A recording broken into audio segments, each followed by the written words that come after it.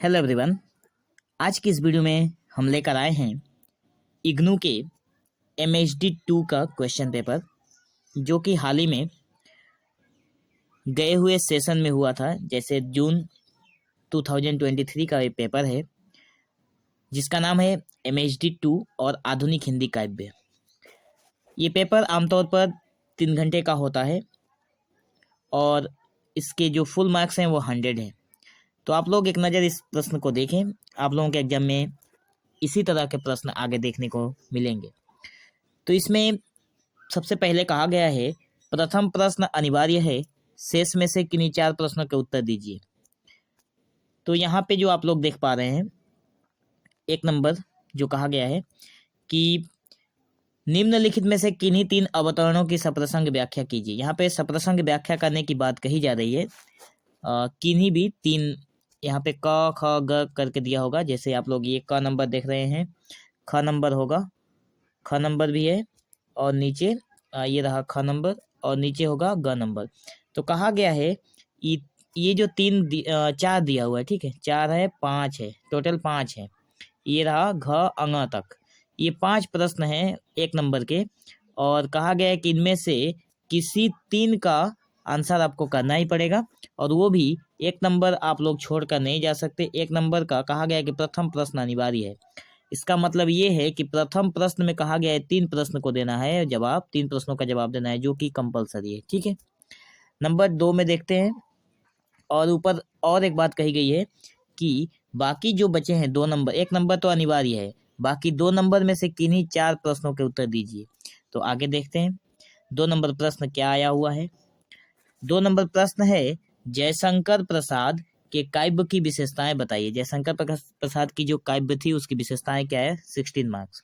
सुमित्रानंदन पंत के काव्य भैरव का विवेचन कीजिए, ये भी 16 मार्क्स।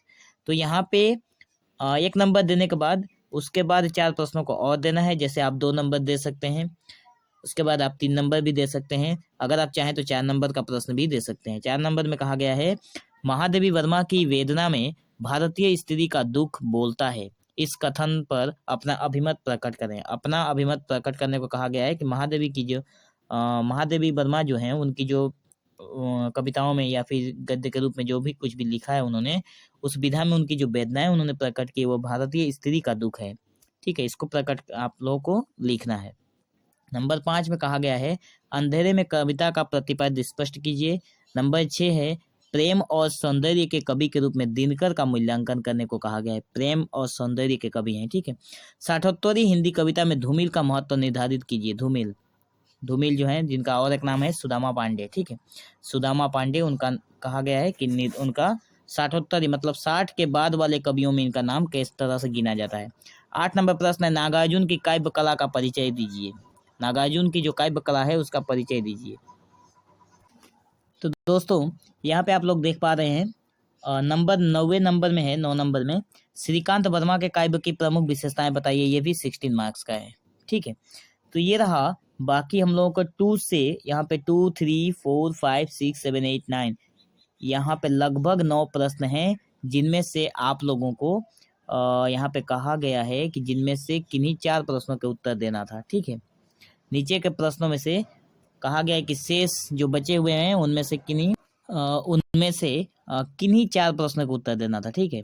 जो शेष बचा हुआ है, मतलब 2 से लेकर 9 तक के जो प्रश्न है उनमें से आप लोगों को किसी भी 4 प्रश्न का उत्तर देना है। तो 4 प्रश्न का अगर आप लोग आंसर करते हैं तो 16 मार्क करके एक क्वेश्चन है, तो 64 हो गया, ठीक है। और बच गया यहाँ पे जो पहले वाले में जो कहा गया है यहाँ पे कि किसी 3 प्रश्न का उत्तर देना अनिवार्य है, तो ये 12 मार्क करके 1 है, तो 12 करके अगर 3 से गुना करेंगे तो 36 होगा, और इधर 64 जब हम लोग लिखेंगे तो टोटल 100 मिल रहा है, ठीक है। तो ये हो गया आप लोगों का 100 मार्क का क्वेश्चन। तो बने रहिए हमारे इसी तरह के इग्नू से रिलेटेड जो भी प्रश्न अपडेट किए जाएंगे, और क्लासेस के लिए आप लोग चैनल के साथ बने रहें और चैनल को सब्सक्राइब जरूर करें। So thank you for watching this video. Have an awesome day.